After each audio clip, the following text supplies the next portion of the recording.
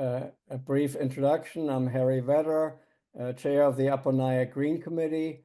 We're a group of volunteers working on a village level and very much so also on a Rockland level. We work together with Sierra Club, with Nyack, are members of Nyack 2030, because environmental issues are too big to just focus on a small local level. There's some good news in these distressing times. Late yesterday, we got confirmation that Upper Nyack is eligible now for a $50,000 grant, which we've been working on, and we'd been tooth and nails for a while. We weren't sure, is it going to come through? It's on a first come, first served basis, and the mayor will forward details as to the grant proposal as early as tomorrow. And we're very excited about this. We have specific ideas what we can do on a village level with those funds provided by NYSERDA. Having said this, let me introduce our panel. We have a number of local owners of heat pumps, and we wanted to get first-hand experience. And we have a professional installer, as well as two people, Steve and Frankie, who are versed in incentives, etc., that are available and will reduce the cost of the initial investment. I'd like to start introducing the panel. We're missing one person so far. No, Harry, he's here. Oh, wonderful. We're all here. Okay. What I'd like people to tell us where they live, why did you install a heat pump, and briefly state how long you've had the system and what type of system do you have? Mini splits, ducted, also a water heater. So looking forward to your answers. Let's start out with Addison Chappell. Hey everyone, thanks Harry. Yeah, Addison Chappell. I live in Upper Nyack. I'm on Cedar Avenue at the end of the street here. I installed my heat pump system around 2016. I got it because I was looking actually for a solution for air conditioning in my house. I didn't, we didn't have central air. We don't have a ducted system. It's all baseboard heating here. And I was looking for a solution that could sort of, do zone air conditioning within the house, and came upon a mini split system. Got it installed, it took advantage of all the incentives, etc., and really happy with it, how it turned out, and the benefits it gives, not only with air conditioning, but obviously with heat as well. So I'll leave it at that. Thank you, Addison. Next is Jason Jacobson, who was part of our recent EV panel, similar to same as Addison. Jason, how long have you had your heat pump, and what's your experience? So yeah, hi, thanks Harry. Hi everybody. We live on Larchdale, Upper Nyack, across from Marydale. We put in a geothermal system when we built the house back in, well, I guess we started in 2019. The system probably went in 2020. I think it's pretty efficient. We've been happy with it. We got it for, the environmental benefits of it. I think it's probably more efficient for cooling than for heating, but we've been happy with it. Thank you. Next is Gail Pisher. Gail is with Sierra Club and a devoted environmental activist. Gail, what's your experience? Oh, hi. Well, I live in Nanuet to start off with, and we had a 62-year-old gas furnace that fed into ducts. So we had a forced air heating system. So each year as it got older and older, we wanted, we held our held our breath, crossed our fingers, serviced it, oiled it and stuff, but we were afraid. So we finally decided before it broke, we would go to a heat pump. So being that we had forced air ducts, we ended up with a system that has the outdoor compressor, just like a mini split system would have. But when it comes in, it feeds into one air handler in the basement. We have a 1,300 square foot house. It's just a ranch. It's one floor with a basement. And then it goes through most of the existing ducts that we have. So we've been really thrilled with it. We wanted to get off gas, and I can talk more later about the cost savings on the energy and things. Sorry, my phone is ringing right now. Anyway.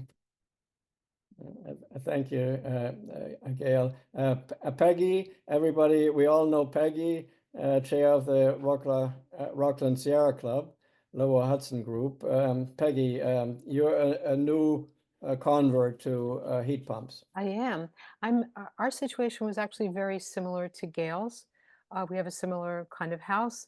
The boiler is from 1952. So each winter we were having it checked out, but we were sort of just waiting for the moment that would come that something would break down. And if it broke down in the middle of the winter, we knew it's not like going out and buying a new refrigerator. You can just plug it in. So we felt like we needed to be prepared ahead of time. Plus, like Addison, we didn't have any kind of air conditioning except window units. And we felt that we were feeling, even though we don't love AC, we were beginning to feel that the summers were getting so hot that we needed to at least have the possibility during the heat waves. So we went with, let's see, I think it was last July, right before one of the major heat waves. We got the new system in.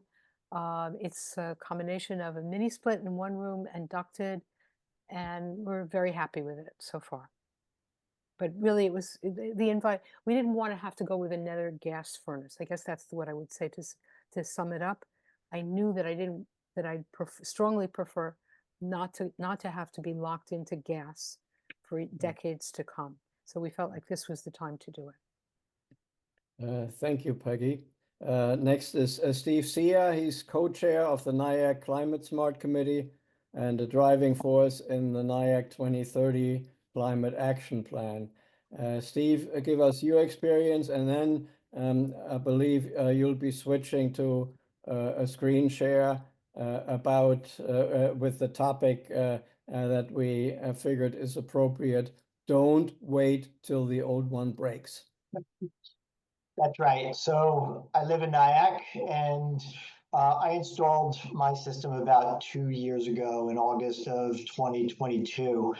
So I have a high efficiency condensing boiler with cast iron radiators. So it's not a direct switch the way some of these ducted systems were. So I kept the original system as a backup, and I installed a ducted system on the second floor and a sort of a mini split ductless floor console in my family room. So in the summer, it cools the whole house. The units on the second floor and the first floor, it's very comfortable. In the winter, sort of knew that it wasn't going to be enough on the first floor. So we provided some ability to expand that unit at a later time. So right now I'm using a mix of both. But getting into the question of why I installed a heat pump, I'm just going to share my screen with everyone and just kind of go through sort of the rationale. So as Harry had indicated, you don't want to wait until the unit breaks, because the path of least resistance, and as Peggy had indicated, if it happens at a point when you're in the middle of the winter or you have a hot water heater that goes out, it's not going to be the time at that point to go and figure out a new kind of system, whether it could be used in your home, or the difficulty in trying to adapt this new technology into your existing system. So it's really important to plan ahead. And what this diagram shows is some of the appliances that may be fossil fuel driven that you might want to consider replacing when it hits its useful life. And that was primarily the rationale that I used for making the switch. Is I wanted to essentially phase out all my fossil fuel appliances. And if you can secure 100% renewable electricity, either through a contract or generate it yourself through solar panels, then every device you switch from gas to electric will then become, you'll eliminate the emissions from that device. And this sort of gives you an opportunity in the screen to see what kind of inventory you can do in your own home to see whether you have a gas dryer or what your heating system's like, or your cooking is done with gas or electric, and your hot water heater as well. And I have a reference up above here for Rewiring America. Rewiring America is a nonprofit that sort of specializes in getting people planning ahead to do a conversion from a fossil fuel appliance to electric. They have two really great resources. It's full of wonderful resources, but the two I'd highlight here, they have a calculator that'll tell you how much you can get in incentives from the Inflation Reduction Act. And it also has a planning document. So you can kind of do this kind of inventory and then go ahead and make a plan for replacing it, hopefully before it breaks down as it approaches its useful life. And with that, I'll stop sharing, and we can get into some of the incentives and other things later on in the presentation. Perfect. Thank you, Steve. I'd like to introduce Brian Adams. He's not the singer-songwriter, as far as I know. Brian is a professional in the field, an installer. My question, Brian, is there are different types of heat pumps for heating and cooling. What are the broad categories and the advantages and disadvantages? Understanding fully well, it depends very much on the circumstance, on the size of a house, etc. Also, if you can touch on, is the life expectancy similar, let's say, for a hot water heat pump compared to a conventional water heater? Okay, so I'll start off heating and cooling systems, heat pumps. So we generally are dealing a lot with mini split type systems, which can either be ducted or ductless. So I deal a lot with Mitsubishi systems and other mini split manufacturers where we're hooking up to systems that hook up to ductwork. Also systems that are either wall mounted or, as Stephen mentioned, like floor consoles or other form factors of ductless equipment. And then mix and match systems as well. I have in my house a single outdoor unit that has some ducted equipment and some wall mount mini splits. So then the advantage of the mini split stuff, most manufacturers have what we call low ambient heat pumps, meaning they can provide good heating capacity at very low temperatures, something that didn't really exist, in the yesteryears.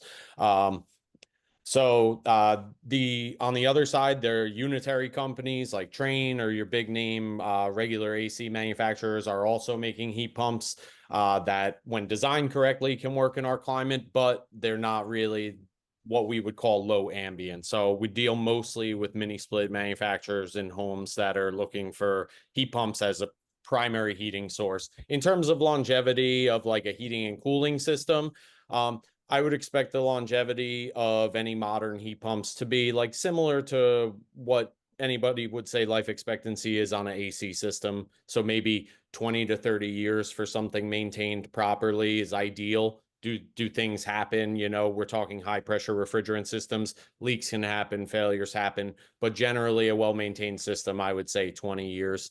When it comes to heat pump water heaters, we're not a plumbing contractor. So while I get involved in jobs with them, I haven't done so many of them that I can speak, especially long enough ago to speak on the longevity of them. But generally, a gas-fired water heater suffers from a rupture of the actual tank itself, and it's not usually a problem with the gas-fired assembly. So I would say, as you know, if the tanks last similarly, that we're probably looking at 10 to 15-year lifespans on heat pump water heaters, hopefully at least. Thank you, Brian. Do you see a trend more common now of customers asking for heat pumps? Absolutely. You know, it's mix and match. It depends on the customers, their goals, everything, but definitely a large increase over the last couple of years, you know, with push for electrification and everybody wants to get off fossil fuel. There's a lot of, you know, I don't want to say advertisements, but there's stuff in your face. It's on people's minds. You know, people know what they are now, as opposed to 10 years ago. A lot of people didn't even know what a heat pump is. So getting a lot of estimates, people are interested in the incentives. Incentives have diminished or completely gone away for gas stuff. So if people are, you know, looking to take advantage of incentives, that might be a reason they're looking. But for the most part, I would say the majority of people, you know, are just looking to get off fossil fuel if they're interested in heat pumps. Excellent, thank you. You're And welcome. as Steve mentioned, don't wait till it breaks. My question to you, Brian, is there a longer lead time or is there availability of heat pumps if people are under time pressure? So that's actually a really good question on multiple levels. So just regarding the scope of these jobs and what it takes to get like the rebate related jobs off the ground, if your heat pump, your system breaks and you're interested in putting in a heat pump, it would be very difficult to take advantage of the incentives and do the job correctly under the gun, because there's calculations involved in figuring out how much heat and all of the house needs, and all of this has to be documented in order to show that the equipment you're providing gives enough heat. So in other words, if you are interested in a heat pump, definitely waiting till the last minute in terms of logistics of rebates makes the job more difficult. Now, in terms of lead times of equipment, for the most part, no lead time issues on any equipment majorly in the last couple of years since we were under COVID constraints of supply chain stuff. It's gotten much better. However, we do have a change going on to the A2L refrigerants. So these are our low global warming potential refrigerants. This rollover is starting January 1, 2025.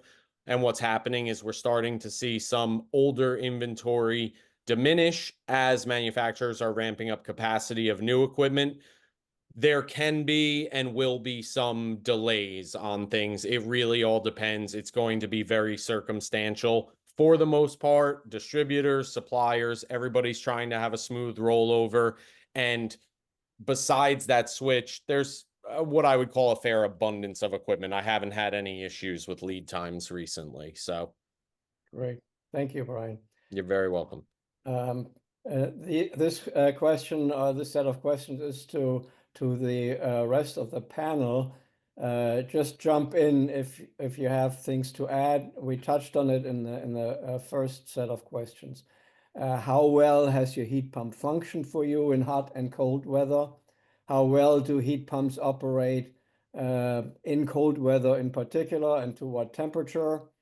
How many of you have heat pump hot water heaters, and what's your experience? And do they heat on demand, or do they store hot water like a gas hot water heater? Are you happy with the performance? A whole bunch of questions. Please jump in. What experience comes to mind?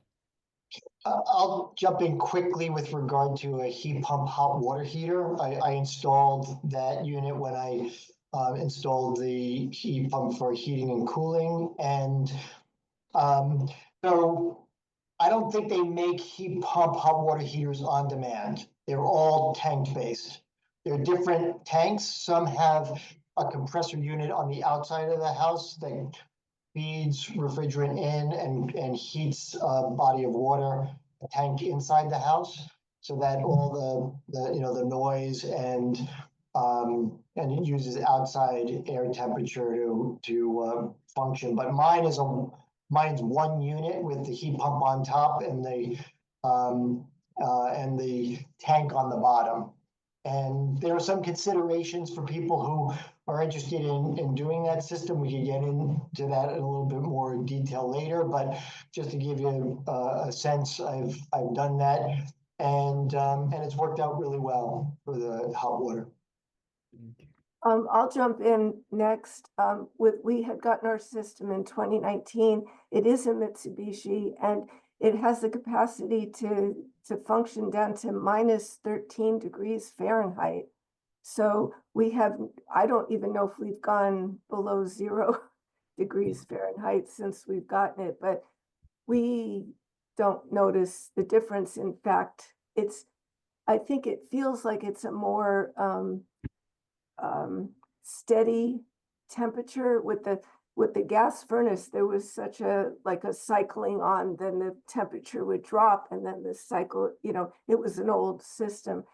But the air handler does, it's a variable fan and things like that. So it's very quiet. We rarely notice it's on. So yeah, and it goes down to -13. So it actually, my understanding is if the compressor outside broke, the air handler inside has heat strips, because the heat pump, a heat pump basically doesn't, it's very efficient because it doesn't it doesn't burn anything. It just transfers heat from one place to another. You all have refrigerators. Those are heat pumps. Air conditioners are heat pumps that are set to bring, hot air from inside to outside. Literally in the winter, you just, the controls just switch the other way, and it brings in warm air from the outside through the changing state and everything. There's still warm air outside. It brings it inside. And yeah, so we don't notice. We notice it's more comfortable, and I think the heat strips, which go on to do the defrost cycle periodically, because like your freezer has a defrost cycle where the heater goes on briefly.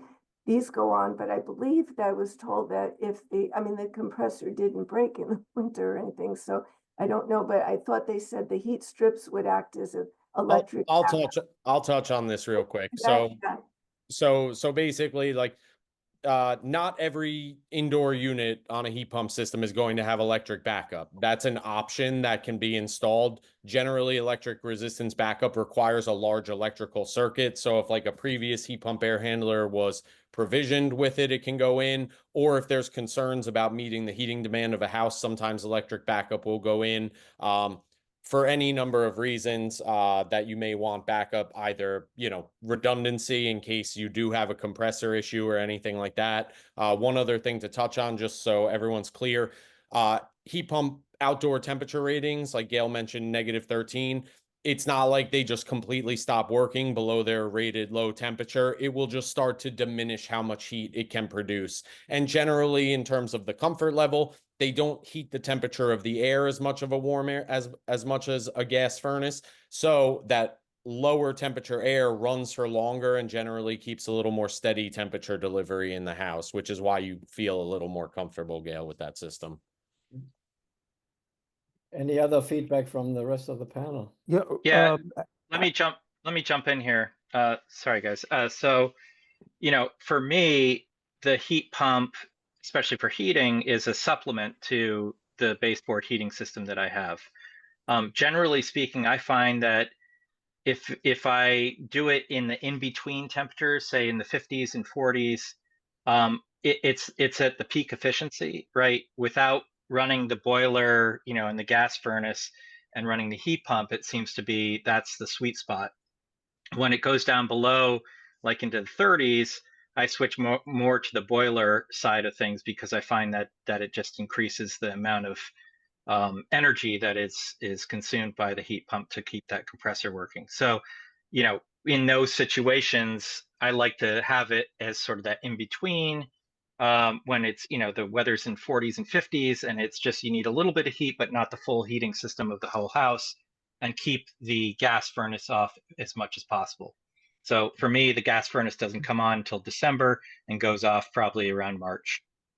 Yeah, we have kind of a similar setup. The geothermal, there's wells that are dug down about 450 feet or so, down to where it's always 55 degrees. So, probably more, efficient for cooling. But, we also kind of do that hybrid approach, especially since, we have on the first floor, we have radiant floor heating because we get terrible Raynaud's. And so we kind of went with that as well. So we do kind of mix and match and find that, yeah, those in between are good for the geothermal because you can turn it on and off, whereas the floors need to kind of equilibrate. So we don't really kick those on so much until it's colder out.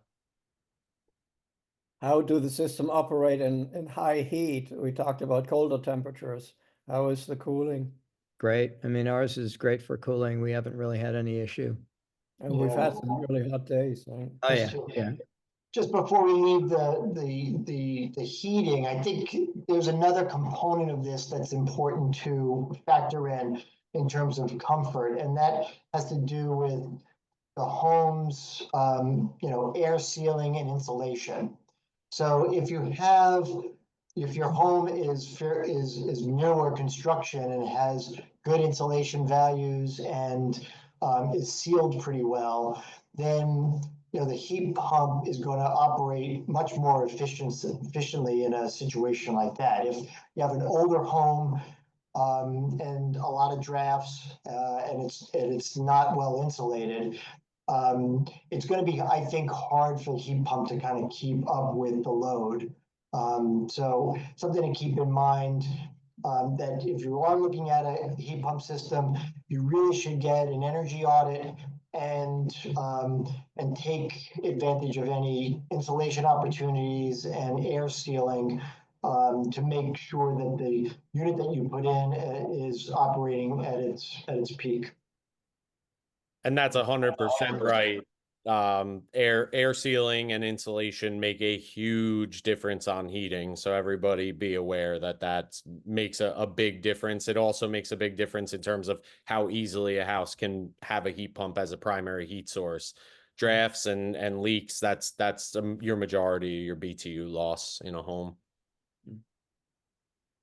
Any other comments regarding cooling? I love my AC. It's been fine. Generally, you won't have a problem with AC because the capacity of heat a house needs in our climate is a lot more. So generally, the AC on these systems is kind of oversized if it's sized correctly for heating. But because most of this equipment is variable speed, you won't waste electricity on more air conditioning than you need. It kind of will ramp up and down as necessary. Wonderful. Harry, you have two questions in the chat about heating and cooling. I don't know if you wanted to look at them. One of them was, I read that newer systems are hitting the market that are better in cold climates now. Is this a step change in capability? And with these systems, do we still need to keep the gas baseboard as a backup? Sorry, just give me a minute. I'm going to read through the Yeah, question. okay. Yeah, it's the Well, last I'll two jump in questions. and just say that I have no backup because it goes down so cool, -13, and the heat strips are in there too. So I guess there's that resistance backup in mind, but we got rid of the gas totally and it's been great. We never had air conditioning before, so we've had some hot weather in the last few years. So I was very glad to have the AC. And we left the furnace in just as sort of, kind of backup, but we have not used the gas at all, and we're fine without it. And how long have you had your unit, Peggy? This is our first winter. We've only had it since July. Right, and in Oh, the summer it was fine? It was great. It was terrific. I'm not a fan of AC, but I have to confess, in those hot, really hot weeks, it was a lifesaver. Wonderful. Yeah. All right. Sorry, I thought about this question, if I can jump in here. So in terms of the newer systems, the temperature that a heat pump can work well at varies very much by manufacturer, the line of equipment. I would say we're not looking at a time right now where anything is changing majorly in terms of the outdoor temperatures that the heat pumps can function in. The big change going on right now is this refrigerant change. The A2L refrigerants do allow theoretical higher efficiency of equipment. So I think we'll see some jumps in efficiency over the next couple of years. But in terms of the colder climates, regarding like baseboard or any type of gas backup, I always recommend, if somebody has a gas system in their house, not to rip it out. The biggest reason being, refrigerant based systems, God forbid you have a refrigerant leak in the middle of the winter and there's snow on the ground, if we actually ever see snow again. You know, finding something like and repairing something like a refrigerant leak can be much more time consuming and difficult than dealing with like a repair on a furnace or like a leak on a boiler where you can physically see water leaking. So while most of the time, if a customer is willing to do all the work that's necessary, you can easily heat a home with heat pump only. To get rid of a backup heat source, I don't recommend it. That's just my 2 cents. You know, there are higher rebate incentives for customers that want to decommission their systems, which means prove that it was ripped out. You know, I've had people ask me about it. I've personally talked them out of it. I'm just a fan of redundancy. I don't want to be stuck with no heat in the winter. So we'll address that. There's also a question in the chat. You don't qualify for a rebate. The next item we'll address involves cost and rebates. But there's an additional question or comment about the energy audits. The free NYSERDA energy audits are not terribly productive, is a comment. And a lot involve even recommendation to spray foam.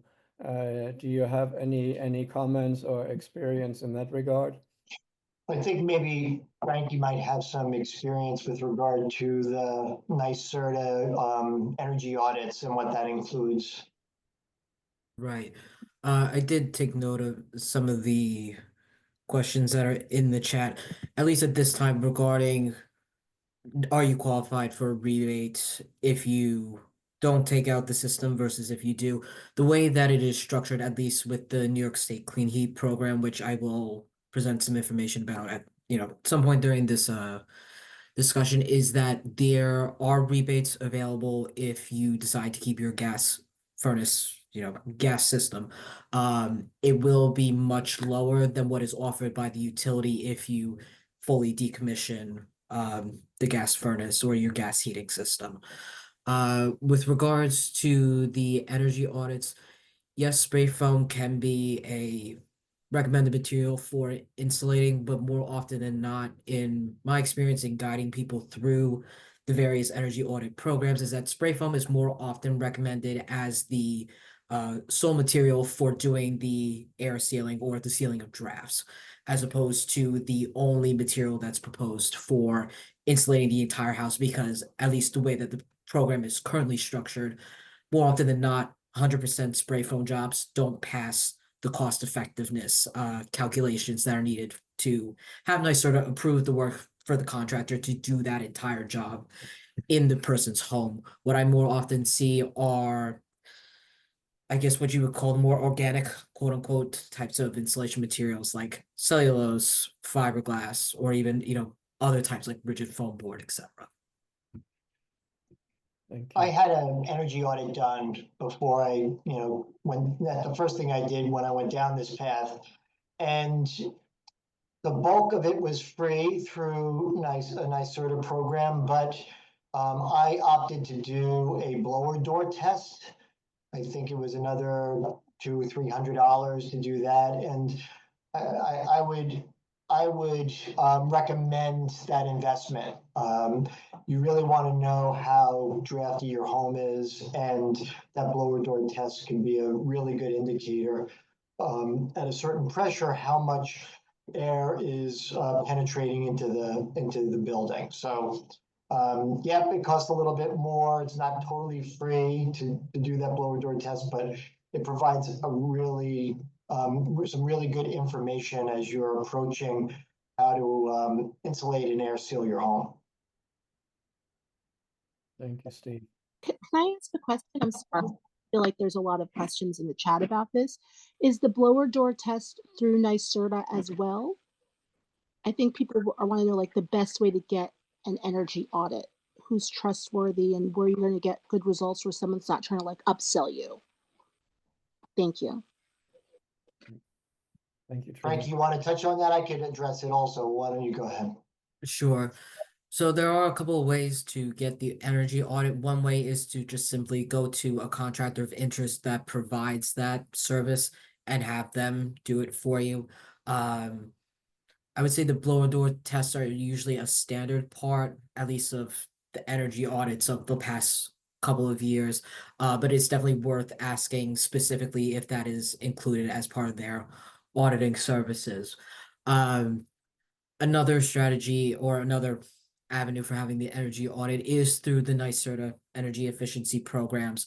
The main three that provide these audits are Empower Plus, which is a energy efficiency program for low and moderate income residents. The blower door test is included as part of that audit at no cost to the resident. The same also applies for Comfort Home, which is geared towards households that earn just above what NYSERDA determines as moderate income. They refer to it as market rate. And the third one is the residential energy assessment program, which sounds very similar to what Steve was mentioning that he had, his home audited through. So those are the current options for New York State residents. Thank you. I would add also, if you're looking for a contractor on the NYSERDA website, if you go there and you just search for contractors or energy audits, they have a pre-approved or certified list of contractors that you can use in the area. And the concern about upselling is one that you have to sort of deal with, but at least there's some threshold that these companies have done it for other people. And just maybe get the audit and then get some pricing from other companies that do that type of work, just to keep them honest. I could not agree more. One of the things that I recommend as an energy advisor helping guide people through these programs is that it is always the best option to try to get multiple opinions wherever possible, so that you can see the scope and see, okay, is there some agreement on what the contractor opinions are of what they are proposing to do in my home, versus are they wildly different, and do I maybe need to sit down and think, regardless, which one is best for me and my home situation and my comfortability in my own home going forward. There's a question in the chat about a mold buildup. We'll get to that in a little bit when we touch on satisfaction or issues with existing systems. I'd like to move to cost, and I asked Brian Adams for a rough ballpark idea as to cost for heat pumps. And then I'd like to hand it over to Steve and Frankie to get into more detail as to available incentives and rebates.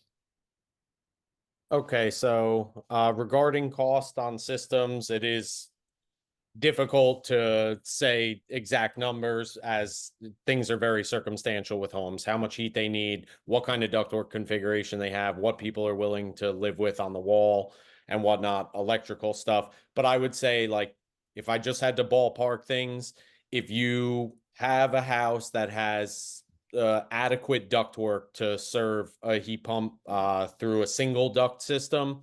Retrofitting a single heat pump now in the $15,000 to $20,000 range for like a heat pump that can handle a whole house.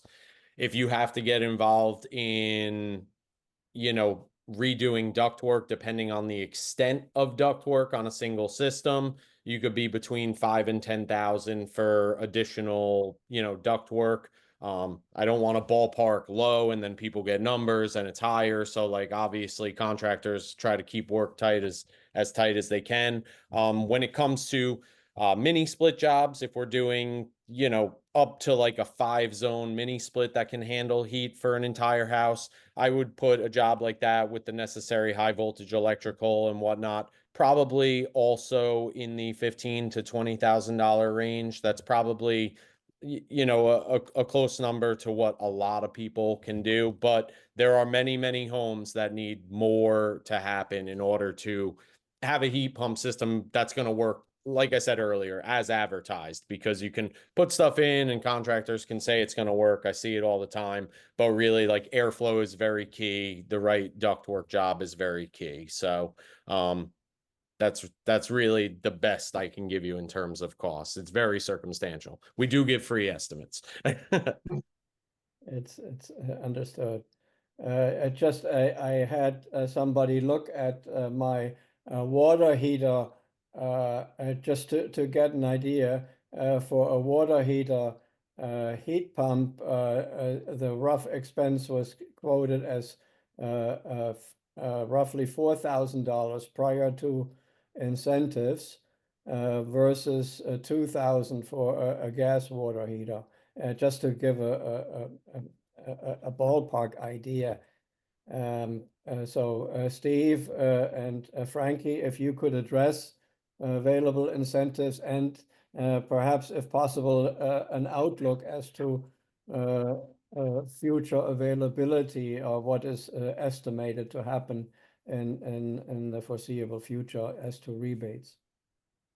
All right, maybe I'll start us up. I'm going to share my screen and just go through a little bit of this. Just to give you an idea, if you're approaching this the way I did to try to reduce my greenhouse gas emissions, about 17% of residential emissions come from heating and cooling. And as Brian had indicated, there are different types of heat pumps. There's air source, there's ground source. People on this call have different types. And the incentives that I'll kind of focus on are twofold. The federal incentives through the Inflation Reduction Act, and one that I think is through NYSERDA that flows through Orange and Rockland. So I'll go with the Orange and Rockland first. That's $1,000 on a heat pump system, and a hot water heater does apply. So you can take that $1,000 from O&R and apply it to a heat pump hot water heater. As Harry had indicated, and that reduces the differential by $1,000, in half. So the incentives through the Inflation Reduction Act, and again, I can't recommend Rewiring America and that calculator enough, because it really depends on your income, if you own or rent the home, how many people in the home. And so the calculator kind of plugs that in along with where you live and kind of spits out the various programs that you may qualify for. So on a heat pump, if it's a ground source heat pump, you could be eligible for a 30% tax credit. The average tax credit for ground source heat pump installations is about $7,200. For a air source heat pump, you could get as much as an $8,000 rebate, but this is being flowed through the states. So there are some rebates for both heat pump hot water heaters, dryers, induction stoves, and New York has applied for a rebate program through the Department of Energy. They've gotten approved, and they're sort of in the process of rolling out those rebates. Frankie might be able to talk to that a little bit, but those rebates are funded through the IRA, but are administered by the state. And so right now it's pending state approval. Steve, Yeah, go ahead. sorry to cut you off. Just I believe the IRA air source rebate is capped at $2,000. That's right. I'm sorry. Okay. It's in this slide. Oh, okay. It's a $2,000 cap. The other one was for ground source, and the ground source is capped at 8,000, but the average. I understand. I thought it was everything on one slide. My mistake. Yeah, I wasn't clear about that. So on the heat pump side, there's a lot of opportunity for rebates that could bring the cost of the actual installation down significantly. The first, as Brian had indicated, is the IRA component. Because it's a heat pump installation, if you use it for a hot water heater or your regular heating and cooling, that's upwards of $2,000 if you qualify for the 30% rebate. There's also the federal electrification and appliance rebate. That's being also administered by the states. That could be upwards of $1,750. And then again, the O&R rebate of $1,000. Additionally, if the installation of a heat pump hot water heater requires a electrical upgrade, I think this applies for any sort of energy efficiency upgrade that you make in the home and needs to upgrade the electrical panel or wiring. There are also a 30% incentive or tax credit against the build out of the additional electrical system in order to operate this equipment. And with that, I will pass it on to Frankie to talk more about the state incentives. Thank you. Thank you, Stephen. Just going to. Okay, I cannot share my screen. Harry, is there any chance, or Peggy, that I can be able to share my screen briefly? All right, try it now. Okay. Okay, here we go. Okay. All right. Can everybody see that all right? Yep. Okay. So it'll just be some minor repeating of what Stephen already just shared. A lot of these incentives that Stephen just briefly went over are actually available through the NYSERDA residential energy efficiency programs. The two in particular that I will go over because you already went through the tax credit info, and thank you for that. The first one that I'll go through is Empower Plus, which is aimed at low and moderate income households. Only recently did Empower Plus start to offer heat pump installations, specifically air source heat pumps and associated upgrades with those as part of the program provisions. One thing that I do want to know, because I did see a question about IRA funds being in jeopardy with the new administration, is that the funding for these two programs through NYSERDA come through the New York State Utility Systems Benefit Charge. So these are state funds. So in terms of longevity of these programs, availability of these sorts of things, we're talking about a different scenario. Just wanted to get that out of the way first. In terms of incentives that are available through Empower Plus, we have for air source heat pumps, and these are maximum amounts because, like Brian also said, there is some variability with system size, system costs due to size, brand, etc. For air source heat pumps, the max incentive is $8,000. For people who are looking to have heat pump hot water heaters installed, we're talking a maximum of $4,000. And often because people's homes require electrical panel upgrades or upgrades to the electrical wiring itself, we have maximum incentives of $4,000 and $2,500 respectively. One thing that is important that I do want to note about the program as it is currently functioning is that heat pumps can only be installed through Empower Plus if the household is heating with delivered fuels, propane, or electric resistance heat. Natural gas households are not eligible to have heat pumps installed currently, which I know, given that a lot of us are natural gas customers, and this is true throughout the state. As the clean energy hubs, we are still actively pushing NYSERDA to include natural gas households to make them eligible for the heat pump installation for qualifying households. The other program that is provided by NYSERDA and residents get heat pumps installed in their homes is the New York State Clean Heat Program. Eligibility for this is a little bit different in that it is open to households of any income level. And Stephen had just briefly touched on this in that the way that this program is structured is that these are the utility rebates that are available for heat pump installation, and not just for air source heat pumps, ground source, or also referred to as geothermal heat pumps. There are rebates for that. Structure-wise, it is tiered depending on if you decommission or remove the gas-powered HVAC system or not. And it does vary in terms of what those tiered rebate amounts are by utility company, as well as, oh, never mind. Finish my own sentence. But in terms of a range for, because I'm assuming most of us are Orange and Rockland customers, for air source heat pumps, the range in terms of utility rebates goes from $700 to $1,400 per 10,000 BTU. And for geothermal heat pumps, we're talking $2,000 per 10,000 BTU. Okay, thank you.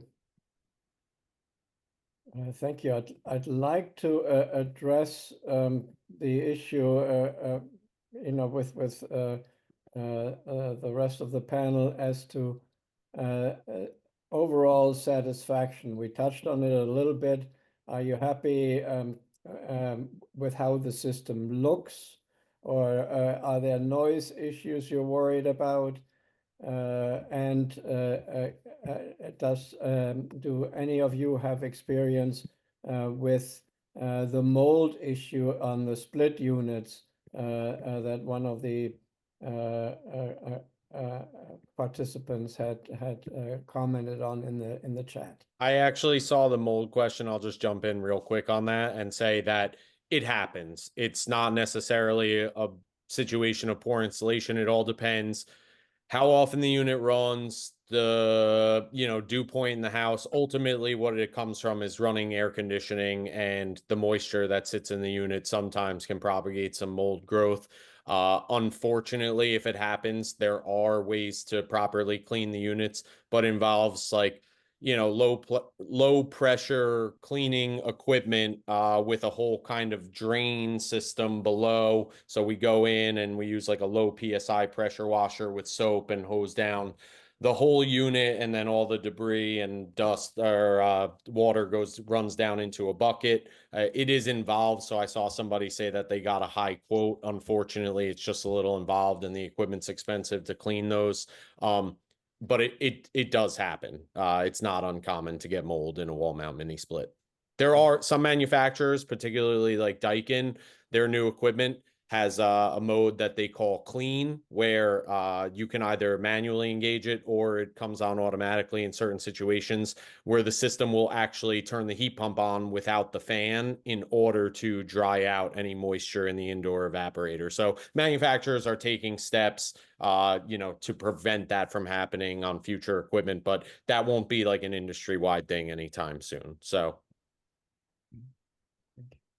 Harry, did you want me to just talk about the ongoing costs before we go into? Yeah, that's a good idea. Since we had the topic of cost, and you have compiled comparisons before and after, right? Yeah, I looked at, we got our system in October of 2019. I didn't take the figures from the first winter because we didn't have it set on the right setting. It was reading, it was reading down at the air handler rather than upstairs at the controller. So it kept we would call for it to be a certain heat, and it kept thinking it was too cold and it was turning it up. So I wasn't comparing the first winter, but the second winter I took the comparable time, my total energy bill with gas and electric, and I compared it to, because we still have gas stove and gas water heater. Gradually as they go, we'll be replacing those with electric, but I compared that to the total energy bill from before, and it turned out for the worst month, I took it from the January to February bill, which was the where we had the heating system kicked in the most, and there was a 15% savings over what we had been paying for the gas. Obviously, we used more electric, but so much less gas than we did before, where there was a lot of gas, a lot of gas usage in the winter. So it was 15% less, and I was using what we actually paid in October 2019, but after that, gas prices had spiked up. So I'm sure we would have been paying more if we had still been on the gas system, because the gas prices had been pretty low. So we were really, happy with that. It's not a huge savings, and and I don't think it'll ever pay for the price of the equipment, but it was cheaper. And even now, because now we have a plug-in hybrid vehicle that we charge periodically, so we are using more electricity, and yet our total electric thing on your Orange and Rockland bill, where it says how much electricity or you've used compared to your efficient neighbors, even with heating and charging the car, we're still less than our more efficient neighbors in heat and electricity costs. So, and just to say on satisfaction, we've been really happy. Nothing has gone wrong with the heating system, except this past summer when it turned out an animal, probably a mouse or something, got into the outdoor compressor unit. And we had Brian's company come, the guy, well, I think it was your cousin, but came, and he diagnosed it and fixed it within a half hour. And that had nothing to do with the equipment. It was because a mouse got in there. So he, and chewed a wire, so he fixed it. So, we've been really happy we're very satisfied. And it's certainly heating. Oh, and I forgot to say that before when we had the gas furnace, we used to keep the temperature at 60 because I was trying not to use so much gas. Once we have the heat pump, we keep it at 63. So when I say 15% savings, that was keeping it 3 degrees higher. So we've been happy.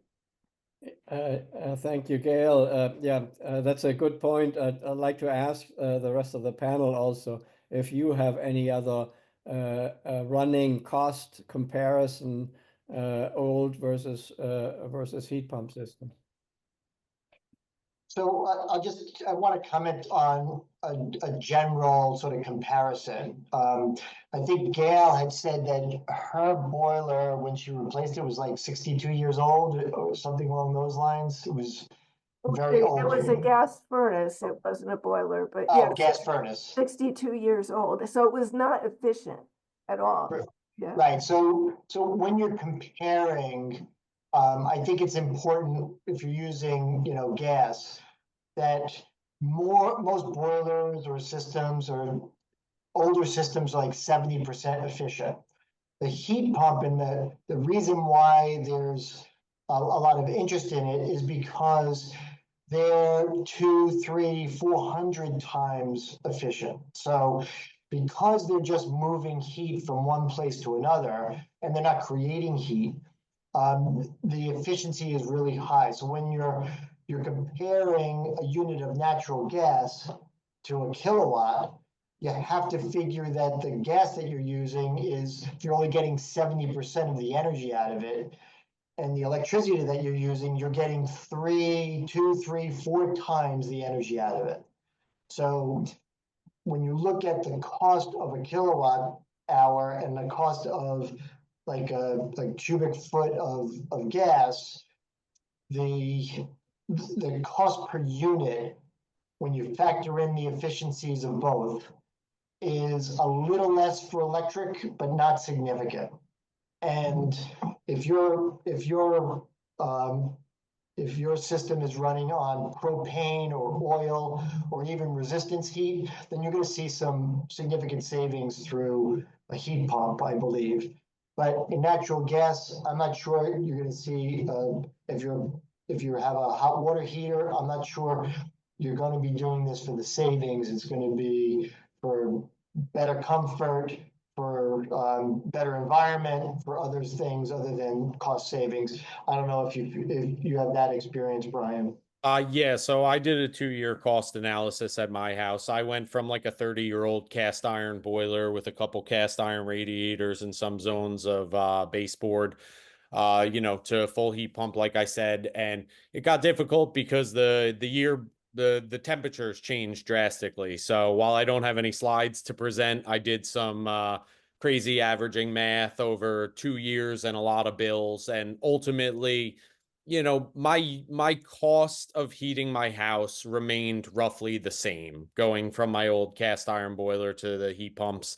That may not necessarily be the same for everybody, but yes, I would agree with Stephen and say, like, I would not expect significant savings or go into it in that regard. I kind of expected my bills to be a little lower, but I really had no baseline. I didn't know what was going to happen.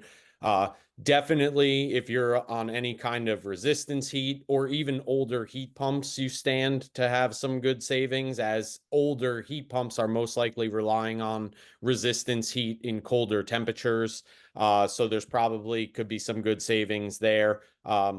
Ultimately, getting away from fossil fuel would be the biggest incentive of the heat pump, and taking advantage of the rebates. Depending what the job is for you and the rebates you can take advantage of. There's a lot of times it's not a lot more money to go heat pump than like high efficiency gas plus AC or something. So that's one thing to keep in mind. Also, there's the cost of the unit and the savings, but there's also sort of the benefit of using it more. So a lot of people have already talked about this summer using their AC where they normally wouldn't. So you'll be using it more, and there's some value in being more comfortable for more of the year. So just of course. Addison, I'm sorry, did I step on you? Yeah, no, I just wanted to say, yeah, I agree. The savings that I found were not significant. I think it's just sort of replacing one fuel with another, right? You're going from natural gas to electricity, which is great. And depending on what you're paying for electricity, that could have, it could be very beneficial in cost savings. Obviously, that fluctuates quite rapidly, depending on what you're paying. So, but I would also say that one thing that I really like about my heat pump system is that there's some aftermarket tech that's available that you can get to control them. And it's great to be able to control it on your smartphone and through sort of Alexa devices or whatever, and you get a little bit more granular control of these things than you say you would get through a regular thermostat or like a Nest device or anything like that. So I really enjoy that aspect of it, because it's not only control of the heating but also of the cooling aspects. And there is capability built into some of these things for that as well. So just wanted to mention that. Jason, what has your cost experience been? It's really hard to answer that question because we built all this into the house, so I have no comparison. Right. Yeah. Really give you, unfortunately. But we have the solar panels, so I can't even really hazard a guess as to what we're spending on electricity either. So I'm not going to be of much use there. Sorry. I just want to jump in and say anybody with solar, 100%, like get your heat pump right away. Just start doing your homework, and those are the people that I push the hardest into heat pumps because you're already generating electricity. You are the prime candidate for it. So And try to get batteries too. I think that's really absolutely. helpful. We have the we got the 3 power walls, and we've been having a lot of electric outages for one reason or another, and they do a nice job, especially when the sun comes out and just recharges them. So we don't have a gas generator. We just use those. In terms of looks, in terms of noise, Steve, you mentioned the hot water heater you have outside. Is that because of noise, or I also understand you need a fairly high ceiling to put a hot water heat pump in, right? Well, two things. There are different types. I was explaining the types. I have one that both are inside. So the unit, the heat pump hot water heater I have has a heat pump on the top and then the tank on the bottom. But the unit, the compressor unit, is very, very quiet. I think mine is 48 decibels, at its peak or something along those lines. It's much more quiet than my old window air conditioning unit, for sure. And yeah, and you can barely hear the heat pump hot water heater come on and off. If you're down in the basement, you can hear it, but it's not really noticeable. Peggy, you had a comment? Yeah, I mean, I guess a couple of things, 2 comments and a question. So first of all, the heat pump is very, very quiet, like even quieter than forced air system, that kind of thing. It's really like you just don't notice the sound at all. I just wanted to say I'm also very happy, thank you, Ryan, You're with very the welcome. aesthetics. I was kind of anticipating, nobody's happy to have holes drilled in walls or the floor or something like that. I was anticipating that I would be really unhappy with that, but it really looks nice. It's really not a big deal at all, and I'm very happy with it aesthetically. And then the question was also going to costs. So we've been talking about comparing to gas and to oil, etc., but comparing it, the cost of cooling. I don't know, Brian, Steve, anybody, maybe like because it is so much more efficient Yeah, than, let's say, using window units or whatever. Like when we had the cost of putting in the system, I was also trying to compare it to the cost of putting in an AC system as opposed to that. So Brian, maybe you want to talk to that. yeah. So sorry. So in terms of air conditioning cost and operation, everything like the mini split heat pump systems and even a lot of the unitary stuff is intrinsically high air conditioning efficiency because these are high efficiency heat pumps. So the AC is going to operate highly efficient. I mean, I will say comparing them to window air conditioners are noisy and annoying, but if they're Energy Star rated, they may not necessarily be using a huge amount of electric, but you have air infiltration through the windows that they sit in. There's other downfalls to that. And if you're replacing like an old central AC system with a heat pump, you're probably going to take a big jump in efficiency on your air conditioning. I would say at least 25% if I had to ballpark it. So thank you. There was a different type of question that came up. Heat pumps use refrigerants that contain HFC, which of course have a warming impact multiple times of CO2. Can you address refrigerant leakage? Is that something to worry about?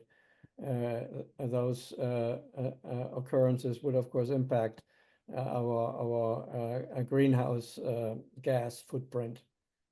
So we never want to have refrigerant leaks. Anything refrigerant based is a closed loop system. Theoretically, it should just circulate that same refrigerant for the life of the system, but leaks do happen. So unfortunately, for an end user, anybody, nobody's really going to know they have a refrigerant leak unless there's some sort of problem with the equipment. At which time I would say, like, your best bet, as long as you have a reliable contractor that can address and find and repair the leak, there's not much else you can do to prevent it. Now, this refrigerant change and people that maybe are going to end up doing systems next year, the A2L refrigerants have much, much lower global warming potential. R410A already had next to no ozone depletion potential compared to the R22 from before R410A. Also, the amount of refrigerant in a residential system, while we don't want it to leak, I wouldn't go beating myself up, as it would be out of my control if I did have a leak. So ultimately, just having a reliable contractor that you trust and, addressing it when it happens, there's really not much else you can do. You just find the leak and repair it. And that's it. There's nothing that can be done about refrigerant that's lost that nobody knows where it went, unfortunately. But as we move to new refrigerants, as other things change, and then a quality installation where there's no chance of leakage from, installation error, I should say, is also key. So, just a contractor that you trust. Thank you. There's a couple of questions in the chat. One, for instance, is can you say more about the aftermarket, for instance, for mini splits that are a few years old? Is that something to stay away from, or is that just fine? So when it comes to like aftermarket controls, I believe Addison was speaking on it, but there's a lot of stuff out there. It all depends what type of mini split you have. I wouldn't rule it out just because something is a few years old. A lot of the universal Wi-Fi controls, and when I say universal, I mean they work with a lot of brands. I've seen these products. Honeywell was making one. They're not making it now. There are some other things out there, but ultimately they're infrared repeaters, because a lot of the wall mount mini splits, they're just using infrared remotes for communication. So now you have essentially like a Wi-Fi infrared repeater in the room that acts as a thermostat and will communicate commands to the mini splits. So I would say that even with mini splits a few years old, there is probably an option to get some sort of smart control on there. Also, are mini splits or ducted heat pumps better or worse than AC at dehumidifying? Dehumidification is a byproduct of air conditioning. A better dehumidification would come from less air conditioning running for a longer period of time. So the benefit of mini splits, or even a ducted mini split system, is you have some fan speed controls. There are some dehumidify settings that lock the fan at lower speed to promote better dehumidification. How well an AC system dehumidifies is going to depend how the system is sized, though, and how far down the equipment can go. We do have, I mentioned Daikin had some technology to dry out the evaporators after the system runs to prevent mold growth. They are also working, sorry, I got lost here for a second. They have more advanced dehumidification than some other systems, where the system is able to dehumidify without cooling the room down. So if you had a very humid but mild temperature day, a regular mini split can only remove humidity by running air conditioning. So you will reach a finite amount of dehumidification before the room starts to get too cold. So once again, Daikin, on the forefront of some of these mini split technologies, is trying to address that. But like I said, a properly sized AC system, whether or not it's mini split, ducted, unitary, doesn't matter, should dehumidify a home just fine. Thank you. There's a question: when new refrigerants are introduced, we talked about refrigerants earlier, does an existing system need to be modified? No. So unfortunately, equipment is very specific to the type of refrigerant in it. So these new refrigerants will have specific outdoor units. You know, the compressors are designed for the refrigerant that flows through them. These all these different refrigerants, they work at different pressures. They have all different characteristics. So whatever refrigerant your system takes, whether or not it's R22, R410A, the new ones are 32 and 454B, it will have to remain that for the life of the system. And that goes for the indoor as well. The evaporator coils or air handlers have what we call metering devices that are also refrigerant specific. There will be no retrofitting the new refrigerants into older stuff. You will have to replace your whole system. And anybody that replaced their systems in the last couple years with an R410A system, do not feel like you're on some antiquated stuff. R410A will be supported with refrigerant production all the way into the late 2030s. Parts will be accessible, everything. So as long as your system isn't leaking, there shouldn't be much difference between an R410A system and one of the newer refrigerants. Yes, a good question too. Should you have your system inspected on an annual basis? Installers like you, Brian, perhaps, tend to push for that. Is it indeed worth it? I'm not asking to speak against your profession. No, it's fine. I'm actually very honest in that regard. I do tell most people that, like, if a system's been functioning, I tell people the first couple of years you have a new system, probably not bad to look at it every year, especially if it's a refrigerant-based system, so heat pumps and AC, because if you lose a little refrigerant or something's leaking, an end user would have no way of knowing without a professional diagnosis. So I do say it's worth checking systems maybe the first couple of years every year. After that, if you're changing your own filter, you haven't had issues with the system in the past, you're probably okay to go every other year, every couple of years to check it. A lot of people do it for peace of mind, but like I said, on a heat pump system, the really only maintenance of the indoor unit would be changing the filter. There are other things we do, clear the drain, inspect for mold, things like that, but it's not necessary every year, would be my try to keep it brief. No, it's not necessary every year. I open it up for other questions that we haven't touched on or other comments from the panel.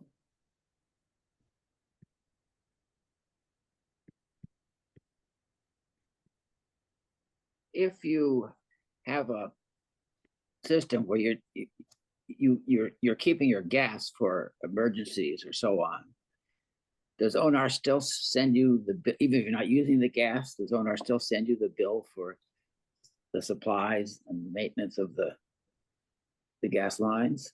Yeah, I could address that. So I have solar panels, and for the first year that I was operating them, I didn't use gas or electric.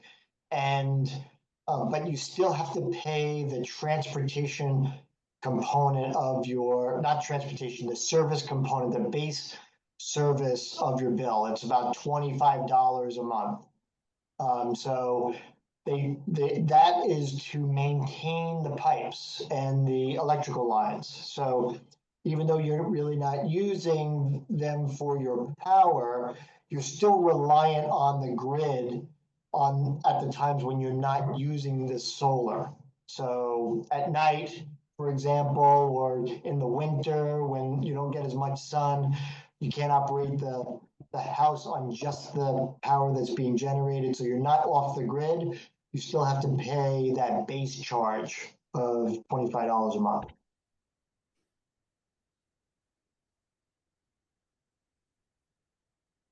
Any other observations, other comments? I think this has been very informative. And if you're in a house like ours that doesn't have a basement, where does all this equipment go? Well, in my case, there was some attic space, and we put the unit and the ductwork in the attic for the second floor. And for the first floor, the compressor went outside, and then the line sets were run underneath my deck into the garage, and then up into the house. So we were fortunate because we were able to do it on not an exterior, not a public facing side of the house, so it didn't look like an octopus. You know, it was invading your home, trying to get in. So they were discreet and put it on the side of the building that's not public facing. Which we'll always try to do, you know, with that. When we look at installs, we always are thinking, you know, how can we keep this as pretty as possible, so to speak.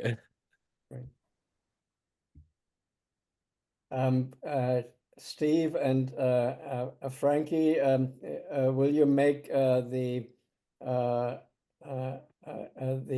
screens available so we can share with members? Sure. Yes, Yeah, of I'll course. send those to you. Yes, absolutely. That would be great. I think this has been very informative. It's a lot to digest, but I think it's also very important to put feelers out and see how it works in your house. As Brian said, situations are entirely different depending on the circumstance, and the primary goal is to move away from fossil fuels. And this is a very crucial way to go about it if it works in your house. The Green Committee meets every second Wednesday of the month at 7:30. So we always welcome members, and we need to be extremely active these days and make sure that all our environmental efforts continue and may need doubling down. I see your last question. Are more qualified contractors available now? Brian, how do you see the landscape? You know, I'm not really too involved with I'm not going on NYSERDA or I should say ONR site of approved contractors, so I'm not sure other contractors involved in the program. I'm sure it's growing. I can't imagine that it's not growing with interest for heat pumps and, you know, customers asking for rebates. So I would say that the more contractors that are adopting and onboarding with being able to do this, you know, the landscape will look a little better. You know, unfortunately, you know, I don't have a whole list of people to recommend. I just want to say to everybody now, as it feels like we're winding down, I saw a few people ask and direct messaged me and asked for my info. I'm just putting my name, my company info and phone number in the group chat. So I just ask that everybody just call. This is our answering service number and schedule through the office, as I'm always extremely busy, and just be patient. I just started a huge project, but I will get around to all the estimates that everybody's asking about. Thank you. Thank you, Brian. Steve, do you Okay. want, maybe Steve, you want to recommend like a NYSERDA page, you know, web page for how to find contractors also? Yeah, if you do go to the NYSERDA website and look under contractors, you could find for HVAC projects for the energy audits, as I indicated. If we have time, I'll try to look at it right now and put it in the chat, and if not, I'll include it with my email in the slides to Harry, and then maybe you could get that out. Yeah, And Stephen, I can do it as well. Oh, thanks. Yep. Thank you. And one comment I'd make is you want to look for somebody with experience, for sure, specifically with heat pumps. So call me. Thanks, Peggy. But really, any contractor, you know, that you feel comfortable with, you know, people, you know, it's all about a relationship. You got to go with somebody you're comfortable with. Yeah, I noticed that since I was talking to plumbers, one was not versed in it, and the second party I called knew definitely what they were talking about. So that gives you some comfort. I think what's bad is if they try to steer you away from it. Oh no, you don't want to try it. So all the consumer wants to find out is what's possible. Is it a suitable place? Let's say if people have a tall enough basement, if that's a consideration. And as long as people or contractors, installers have done it before, have done the work before. Yeah, I think that's a good point, Harry, because when we were looking back in 2019, we spoke to 4 different contractors, and 3 out of the 4 said, you know, oh, why don't you just replace it with another gas furnace?